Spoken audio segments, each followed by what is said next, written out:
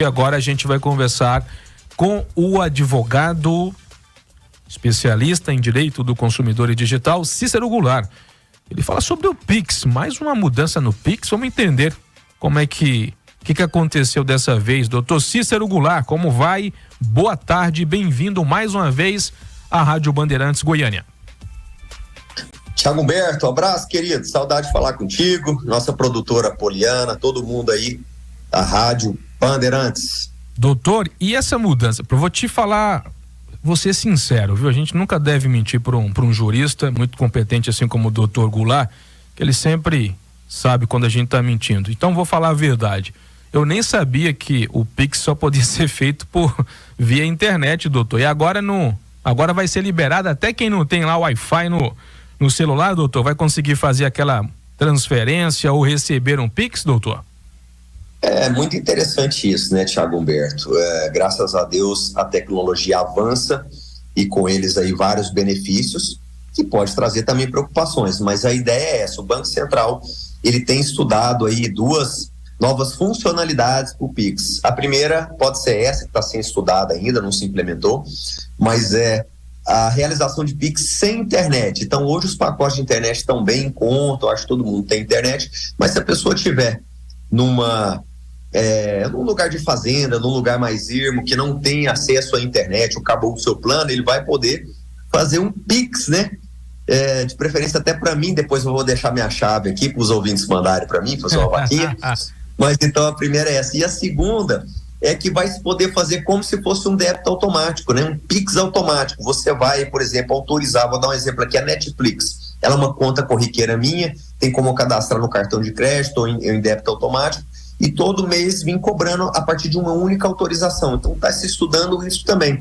Então concessionárias de energia elétrica, de Saniago, essas contas que a gente coloca em débito automático seria o Pix automático, Pix instantâneo. Você vai autenticar uma vez, vai dar autorização e todo mês aquela cobrança mensal ali, reiterada, né, comum, ela vai ser possível também. Isso já para agora, em outubro de 2023, está previsto. Como é que é essa história da Netflix aí, doutor? O senhor explicou, e eu faço essa pergunta porque esse mês a minha sempre descontava já direto. Esse mês não teve jeito, eles não aceitaram, não receberam, e até onde eu sei, meu cartão não está com nenhum problema. Houve alguma mudança nesse sentido?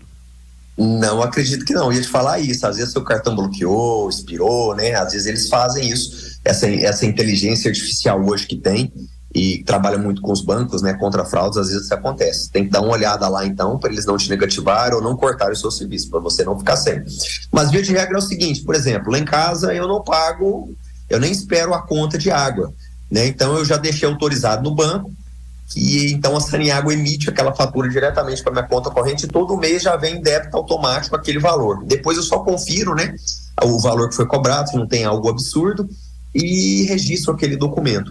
Mas então vai poder fazer isso via Pix, né? Então você vai cadastrar o seu Pix e aquele, às vezes é um valor corriqueiro, às vezes é o mesmo valor, isso não está muito ainda especificado, mas eles querem lançar isso. O Pix automático também, independente de internet, e para aquelas contas mensais, contas cotidianas, que você em tese poderia colocar em débito automático também, você poderia fazer o Pix, facilidades ao consumidor. Doutor, falando nessa facilitação, né, do pagamento em débito, é bom, doutor, o senhor recomenda às pessoas que pagam as contas com frequência, né, as mesmas contas todo mês? Aí a gente pode citar o exemplo do condomínio, da água, da energia. É bom a gente colocar na conta em débito mesmo? Pode ter algum problema? Que tipo de problema a gente poderia ter? O senhor recomenda isso? Sim, vamos lá.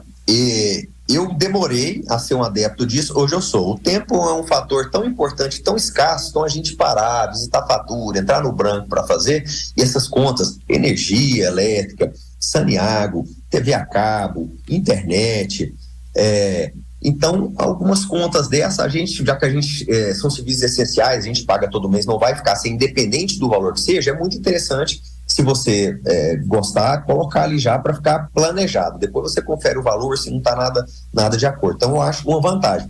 Qual que seria a desvantagem? Se chegar uma cobrança abusiva em determinado mês, você vai pagar ela antes de conferir. Aí só depois você vai discutir ela. E às vezes acontece. Às vezes a empresa erra e aí já descontou o dobro, o triplo da sua fatura, e você tem que abrir um chamado, um protocolo, eles provavelmente vão te devolver, vão analisar o erro, se você tiver razão, mas pode acontecer essas questões, que são mínimas, porque normalmente essas contas já estão na regularidade, já sabe ali mais ou menos a média, então é muito difícil acontecer um disparate no seu valor. Mas o único constrangimento que eu vejo é isso, uma vez que você colocou, poderia vir uma cobrança ali a mais, e aí você teria que discutir, quer dizer, que se você não tivesse pago ainda, você abrir um chamado e falar assim, ó, só vou pagar depois que vocês me arrumarem, só vai sair do seu bolso efetivamente ou do banco, depois que você discutir o valor adequado da sua fatura, do seu boleto. Doutor, na sua primeira intervenção, o senhor falou que é uma modernidade esse pagamento do Pix, agora sem o acesso à internet. O senhor vislumbra algum problema, alguma falha, algum problema que a gente pode ter mesmo com isso? Bom, se nós já temos algumas fraudes em Pix, né, com internet, o ambiente de facilidade sem internet pode propiciar também golpes.